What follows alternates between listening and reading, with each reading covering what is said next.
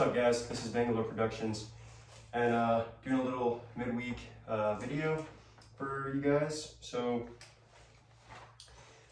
last weekend I posted a video, labeled it as a short film, and what I wanted that to be for you guys was nothing educational, nothing, just amazingly awesome of a movie. Just kind of like a wake-up call. Because you could see, in the beginning of the movie, it was intense, and then you saw kind of a before it happened. I was giving the order, we were prepping, getting ready to step out, and that's just to show you guys that nothing ever survived, like no plan ever survives first contact. And not only that, but what we had anticipated for our mission ended up not happening. We walked right into an enemy ambush, and immediately upon that ambush, we lost our lead man. So that's just to let you guys know that nothing will ever go your way. You can try the hardest as you can to make, certain aspects of combat go your way, but that's just not how it works. And that's what I wanted that video to be for you guys. With that being said, nothing going your way, and then I guess you could ask, well, how can I best be prepared for that? Because you saw I had a chest gun, I had no plates, and we immediately took contact, and even the guy that had plates on, he got shot. He got shot right in the chest, right in that little spot where the plates aren't covered. Because that just so happened where the ambush was oriented on us from the side. So, but how can I best be prepared for taking contact? Now, this isn't an assault kit video or a CQB kit video. This is, I need to grab a kit and I need to get out to where I'm supposed to be going with my team so we can continue or we can start our operations. And like I said before, that surveillance phase has been conducted, and now it's the mission phase. Now your mission might be like how it was in that video when we were literally going to set an observation post.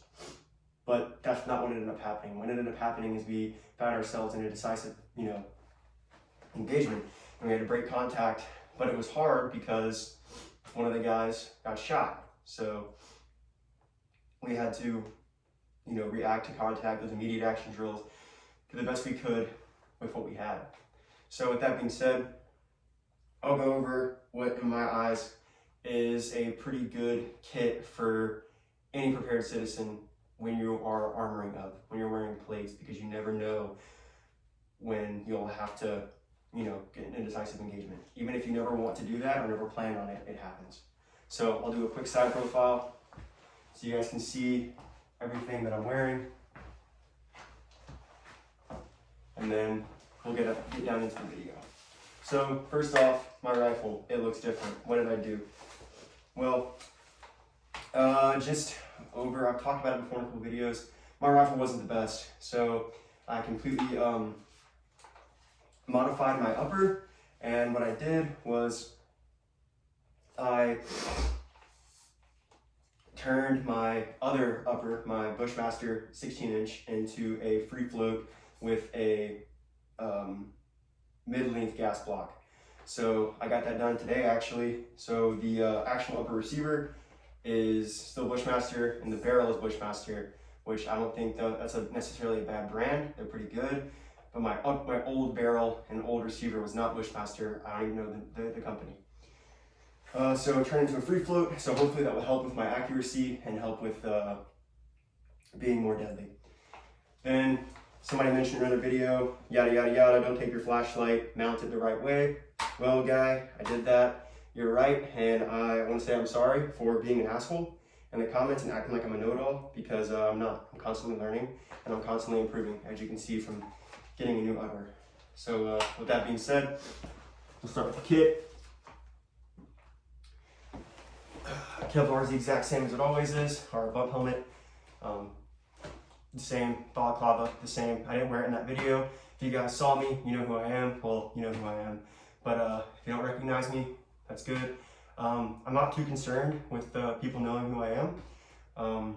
I'm more concerned with just putting the right, I guess you could say, mindset into my videos, and not focusing too much on me and focusing more on what I'm trying to show you guys. Anyway, salt pack. I might or might not have gone over this with you guys, but I have 2 liters of water on the outside, which is some spray painted plastic bottles. I know microplastics, yada yada, but if you wear synthetic clothes, your skin's absorbing microplastics. So I'm not really too worried about drinking a little bit of microplastics if I'm getting shot at and I'm in an engagement.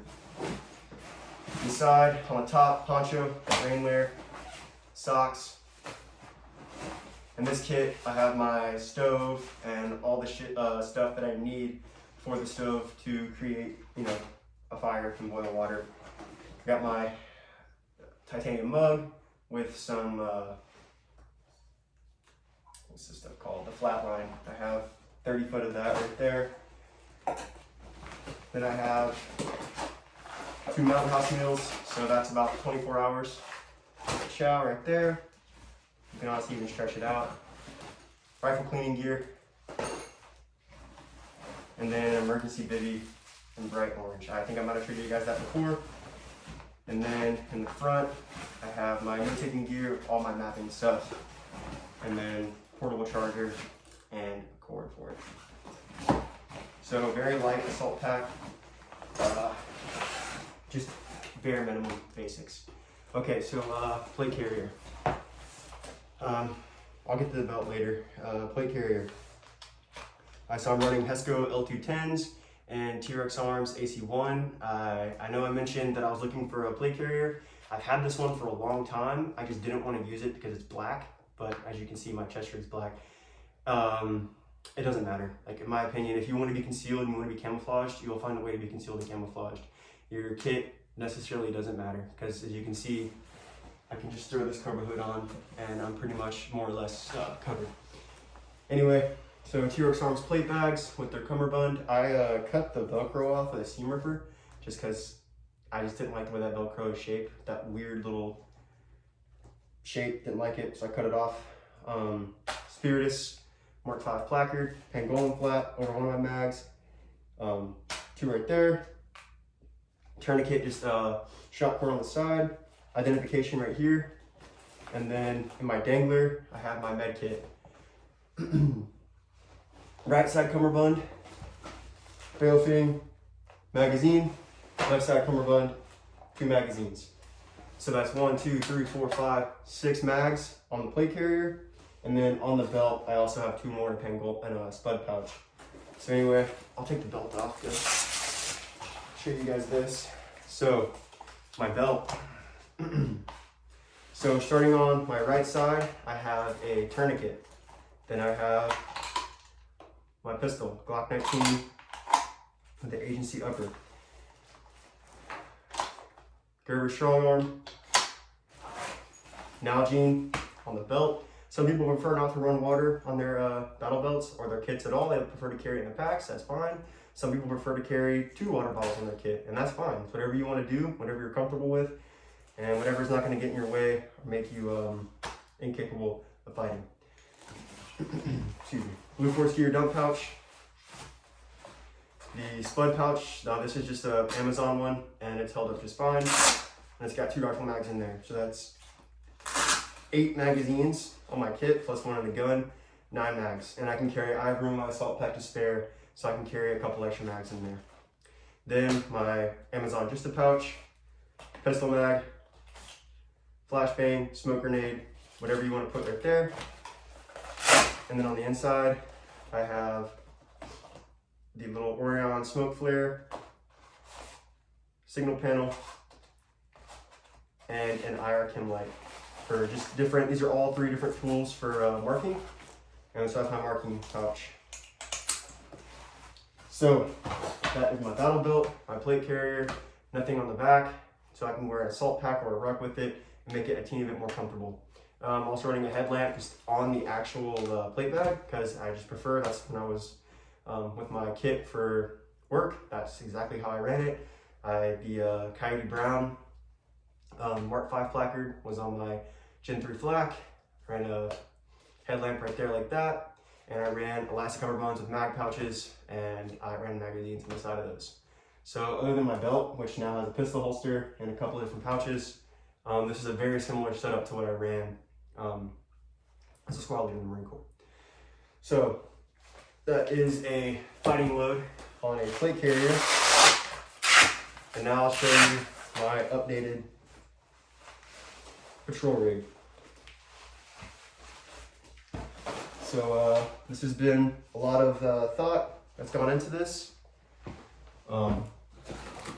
I think for more or less I've decided to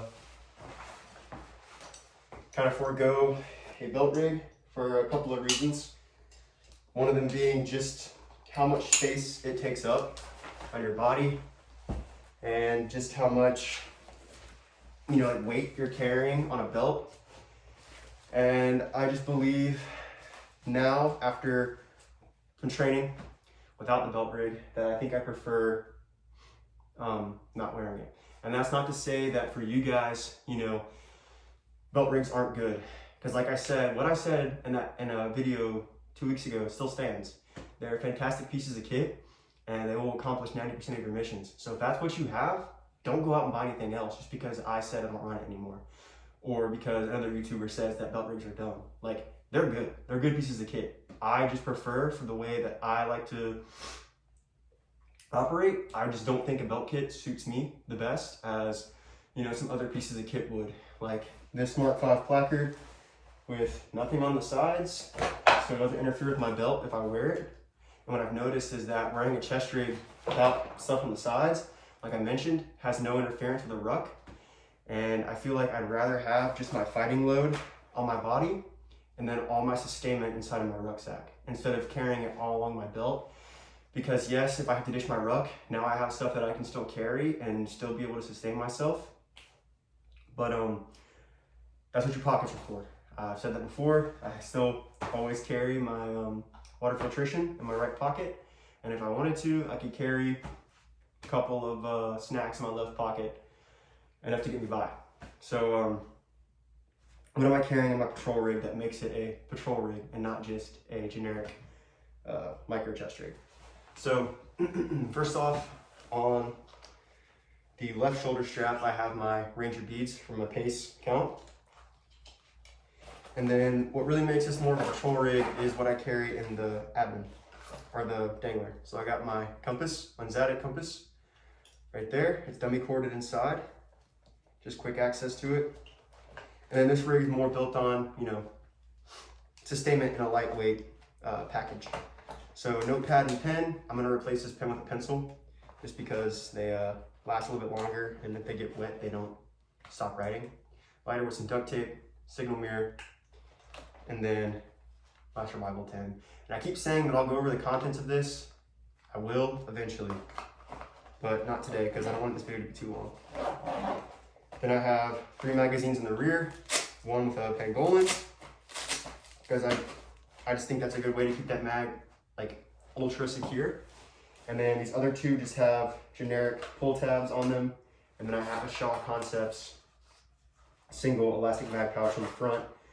And then my trusty handy dandy and appeal to heaven flag patch. It's also that friendly marker in a non-luminescent style.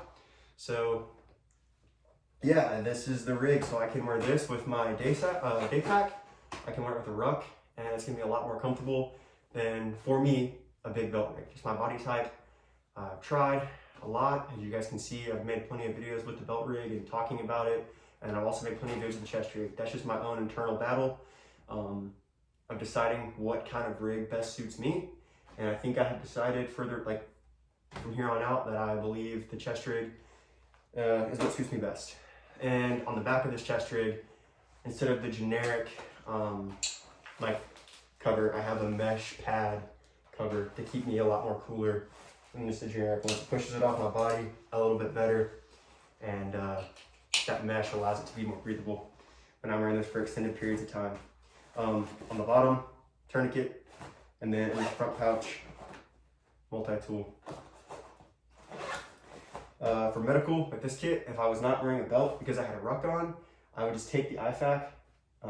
If this was the kit that I was going out with, I would take the IFAK out of the dangler that's on my plate carrier and throw that in one of my cargo pockets. And then it's known as an SOP that a cargo pocket in my route, that a cargo pocket can be used as an IFAK. So that's just justification for why I carry it in the cargo pocket. And so yeah, lightweight is key for guerrilla warfare. Also, in terms of being able to hide your kit too, that's something else that you need to start thinking about. If I have a big belt rig on and you know, I need to be a little bit more low-key about what I'm doing. With a big belt rig, I can't just say, oh, I'm a hunter, or oh, I'm a hiker. It's gonna be a little bit more, no, this guy's definitely trying to kill us. But if I have something more slimline like this, I could throw a flannel or maybe like a windbreaker over it. And it's only a little bulky, because at the same time, I'm not trying to say that I'm, you know, completely hidden and unseen by, you know, adversaries. I'm just trying to make it a little bit more low-key, so from a distance, you can't really tell. With the belt rig, it's a lot harder to do. Belt rig's a lot heavier, and it just takes up more space and makes it harder to do a couple of different things. But other than that, it's still an amazing piece of kit, and if that's all you have, then rock with it, and it'll take you further than anything else. But with that being said, that is what I deem a proper kit for plate carrier, and then what I would deem a patrol chest rig. So thanks guys, I really appreciate you guys watching, and I hope you have a great rest of your week, and I will try to get another video out to you guys this weekend. Spangler Productions, signing off.